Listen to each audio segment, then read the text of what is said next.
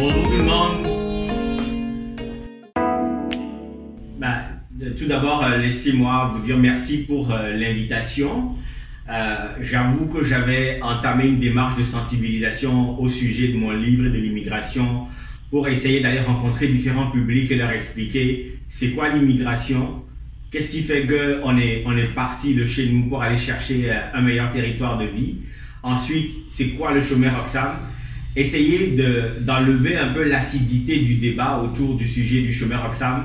Et donc, c'est pour ça que quand vous m'avez proposé de venir parler à des jeunes, j'ai sauté sur l'occasion parce que au-delà de la promotion de mon livre, je n'ai pas choisi de partir. C'est aussi sensibiliser le Québec, si possible, à l'intégration, à l'immigration et surtout enlever, comme je le disais tantôt, le côté polémique qu'on a autour du chômeur Roxham. Donc, mon nom est Lovejoy Samabi. Je suis consultant en communication de métier. Maintenant, je suis aux États-Unis. 2017. Le président est M. Donald Trump, qui a commencé à faire la chasse aux Haïtiens qui avaient obtenu un statut de résident temporaire après le séisme de 2010. Et c'est là que toute la vague d'Haïtiens qui habitaient les États-Unis, qui étaient sous la menace d'expulsion par le gouvernement Trump, ont pris le chemin du chemin Roxham. Donc c'est ainsi que j'ai découvert qu'il y avait ce chemin-là. Et moi, j'observais quand même que la société américaine était une société, disons, pas paisible. Vous le savez très bien, les armes circulent très bien aux États-Unis. Les gens ont la liberté de s'en servir aussi. Si jamais mes enfants devaient me rejoindre en exil, est-ce que c'était aux États-Unis que je voulais que mes enfants vivent? Ou est-ce qu'aux États-Unis, mes enfants pouvaient être en sécurité sans que quelqu'un rentre dans une classe et tire sur tout le monde parce qu'ils s'amusent sur les jeux vidéo avec ça et que papa ou maman a plein d'armements dans son coffre-fort? Je me suis rendu compte donc que c'était difficile pour moi d'envisager une vie paisible dans l'Amérique de Donald Trump, et je me suis dit tiens, pourquoi ne pas aller dans une province voisine qui est la province du Québec, qui est francophone, et j'aurais un peu plus de facilité à m'intégrer puisque nous parlons absolument la même langue. Donc on est arrivé au Québec, on a traversé le chemin Roxham, on est resté à la frontière parce qu'il n'y avait pas d'infrastructure à l'époque. On nous a logés dans les installations de la douane, on dormait au sol. Quand il pleuvait, on nous ouvrait les entrepôts. S'il ne pleuvait pas, on dormait au clair de lune. Et ce n'est que 5 jours plus tard que l'armée canadienne est venue installer des camps de fortune et on a pu accéder à des lits de camps, comme ça arrive dans les camps de réfugiés à travers le monde, dans les territoires de guerre. Donc j'ai commencé à écrire mon histoire à partir de là, parce que je voulais témoigner de cette immigration exceptionnelle. Parce que tout le monde en parle aujourd'hui à l'international du chômeur Roxham parce que c'est un cas particulier.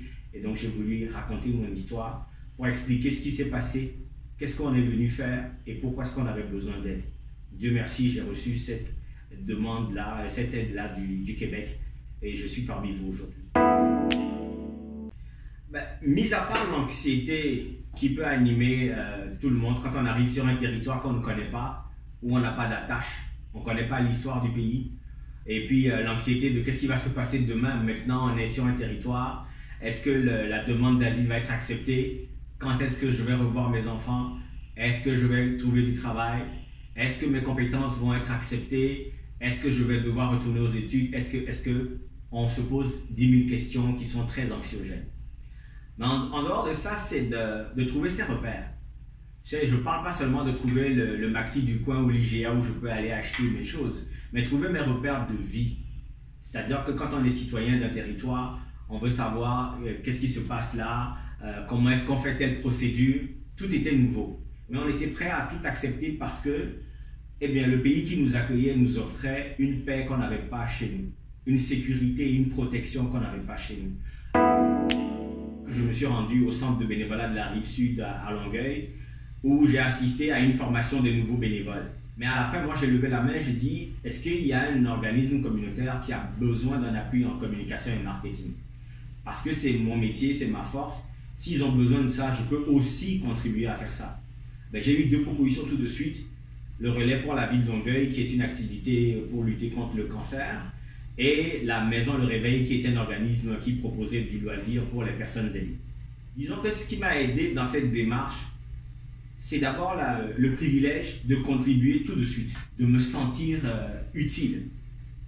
Quand on a quitté son territoire parce qu'on est rejeté par un système, le sentiment de ne pas être utile est très fort et très anxiogène, très angoissant. Avec le bénévolat que j'ai fait, j'ai retrouvé tout de suite le goût de me lever pour faire quelque chose. C'était pas payé, mais moi j'avais du café, j'avais mon ordinateur avec moi, je pouvais travailler, je contribuais, ça me donnait du sens à ma vie. En même temps, on rencontre des gens qui sont dans des organismes qui travaillent pour contrer les vulnérabilités. Que ce soit lutter contre le cancer, et offrir des loisirs pour contrer l'isolement des aînés, c'est des gens qui luttent contre des vulnérabilités, c'est des gens qui ont du cœur. Ils nous accueillent comme bénévoles parce qu'on vient donner notre aide gratuitement. Et là, ils nous écoutent, ils apprennent à nous connaître, nous apprenons à les connaître. On fait la rencontre qui est utile à l'intégration parce que c'est là où on apprend à parler de qui est René Lévesque, qui est Jacques Parizeau, c'est qui Samuel de Champlain, pourquoi c'est le pont Jacques-Cartier, c'est quoi l'histoire du Québec, pourquoi le Québec veut être indépendant. C'est des données qu'on ne connaissait pas avant. Et là, à la discussion avec les bénévoles, avec les usagers de ces organismes communautaires-là, on apprend à connaître le territoire qu'on veut intégrer. Donc, ça permettait de comprendre c'est quoi les enjeux sociétaux, comment est-ce qu'il faut comprendre quelle bonne lecture il faut faire du Québec.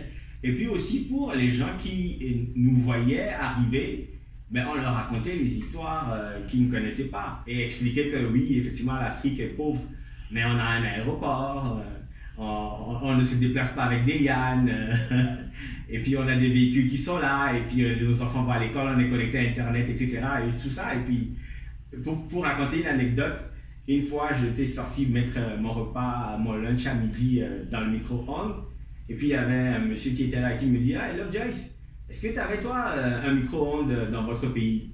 J'ai dit non, je fais la danse du feu autour du repas et ça se réchauffe. Oui, c'est vrai qu'il y a tous ces préjugés-là, mais c'est dans des espaces comme ça où on vient apporter une aide bénévole parce qu'on a le goût de s'impliquer, que l'on se rencontre sans préjugés et sans barrières. Ce n'est que comme ça qu'on essaie de tisser une vraie union, une vraie intégration. Je vais prendre le cas de la ville de Trois-Rivières. Je suis allé regarder effectivement est-ce qu'il y avait des enjeux d'immigration à Trois-Rivières et j'ai été agréablement surpris que la ville a mis en place un plan d'action immigration, intégration et inclusion. Et je comprends donc beaucoup plus pourquoi il y a cette rencontre comme celle de cet après-midi pour parler du sujet. Il faut qu'on arrête à un moment donné de prendre la question de la migration comme juste des employés ou des questions administratives et financières. Ce sont des êtres humains qui arrivent avec une vie passée, avec une culture et une tradition qui vont venir s'intégrer et participer au tissu social. Il faut que les sociétés, les villes comme Trois-Rivières ouvrent les bras à ces gens. Souvent, on va dire dans les plans d'action, oh, vous savez, il fait bon vivre ici. Des fois, dans des plans d'action, vous allez voir, il y a tel besoin en termes d'emploi. Voici le taux horaire minimum qu'on paye ici. Le loyer est moins cher. Mais on ne dit pas à ces gens comment vivre dans ces régions. Il faut que la dimension humaine soit mise en avant. C'est seulement cette dimension humaine qui va permettre qu'on va construire des sociétés où il y a de la paix sociale, où les gens sont contents de vivre ensemble. Moi, dans ma langue, au Togo, qui s'appelle le Mina, nous avons la même façon d'indiquer le verbe tisser et le verbe aimer. Aimer et tisser, c'est le même vocable, long. Et ça explicite beaucoup combien l'amour est important pour créer le tissu social. Et moi, je pense qu'en ouvrant les bras avec amour à des gens qui arrivent dans nos territoires, en arrêtant de les considérer comme juste des minorités visibles, et des fois on se trompe sur l'origine des gens. Moi, des gens me parlent créole directement parce que pour eux, tous les Noirs de Montréal sont haïtiens. Donc, il faut vraiment aimer les gens, s'ouvrir à ces gens. Cette dimension est importante pour construire justement le tissu social. Pour construire le tissu social, il faut que des gens aiment les gens qui arrivent. Et il faut que les gens qui arrivent aiment les gens qui sont sur place.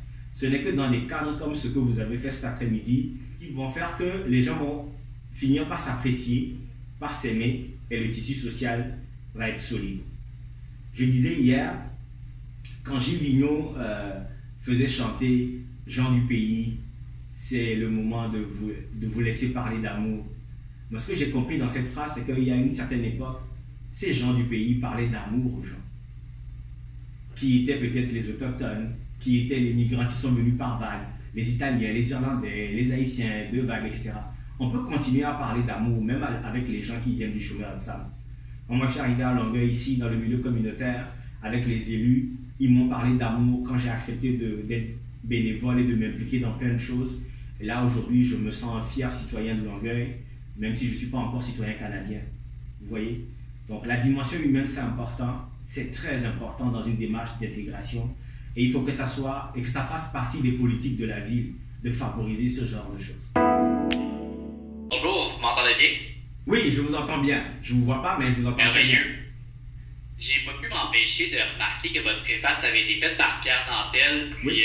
je pense que vous avez discuté justement de plusieurs enjeux qui étaient en lien avec la politique. Donc, je voulais savoir maintenant si vous aviez des implications quelconques, si vous souhaitiez pouvoir... quels sont les moyens, en fait, autres qu'un livre que vous aimeriez prendre pour justement faire changer la mentalité des gens par rapport au chemin Roxham, mais également, en règle générale, j'ai l'impression qu'il y a encore de la politique en vous, puis peut-être que vous aimeriez améliorer la société québécoise à votre façon. Donc, je voulais savoir si vous aviez des implications politiques en ce moment ou sociales, ou si vous avez des projets futurs. J'ai pas de projet politique. Ici, je pense pas au sujet. Mais par contre, je rencontre beaucoup d'hommes politiques et de femmes politiques. Parce que quand on travaille dans le milieu communautaire, souvent pendant les élections, ces mêmes personnes-là qui sont candidates vont venir nous dire « on va régler ça, on va faire ceci ». Donc, on leur parle de toutes les façons. On les implique dans toutes nos démarches communautaires parce qu'on a besoin d'eux pour signer un communiqué de presse, on a besoin d'eux pour faire pousser quelque chose. On va même des fois aller chercher le soutien à l'action bénévole qui nous aide pour organiser des cafés-rencontres, etc., etc. Donc, on parle avec les hommes politiques. Mais eux aussi se nourrissent de ce qu'on fait dans le milieu communautaire pour proposer des lois et des normes qui vont régir la société.